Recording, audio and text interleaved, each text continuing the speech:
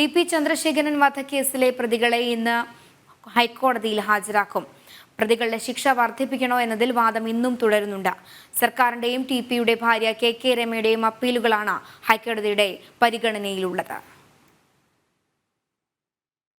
TP. Chandrasekharan വധക്കേസിൽ പ്രതികളുടെ ശിക്ഷ വർദ്ധിപ്പിക്കണമെന്നാവശ്യപ്പെട്ട് സർക്കാരും കെ രമയും നൽകിയ അപ്പീലുകളിലാണ് ഹൈക്കോടതിയിൽ വാദം നടക്കുന്നത്. കേസിൽ ശിക്ഷ വർദ്ധിപ്പിക്കാതിരിക്കാൻ എന്തെങ്കിലും ബോധിപ്പിക്കാനുണ്ടോ എന്ന ഹൈക്കോടതിയുടെ ചോദ്യത്തിന് നിരപരാധികളാണെന്നും ശിക്ഷയിൽ ഇളവ് നൽകണമെന്നുമായിരുന്നു ഇന്നലെ ഹാജരാക്കിയ വേളയിൽ പ്രതികൾ മറുപടി നൽകിയത്. പ്രതികളിൽ 11 പേരെ ഹൈക്കോടതിയിൽ ഇന്നും നേരിട്ട് ഹാജരാക്കും. ആരോഗ്യ പ്രശ്നങ്ങൾ കാരണം മറ്റൊരു പ്രതിയായ ജ്യോതിബാബുവിനെ ഇന്നലെ ഓൺലൈനായി ഹാജരാക്കിയിരുന്നു. ജ്യോതിബാബുവിനായി അഭിഭാഷകനാകും ഇന്ന് ഹൈക്കോടതിയിൽ ഹാജരാകുക.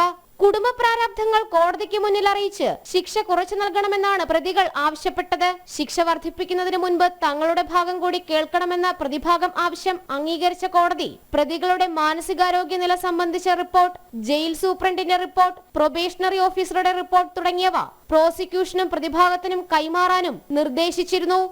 ജനം, കൊച്ചി.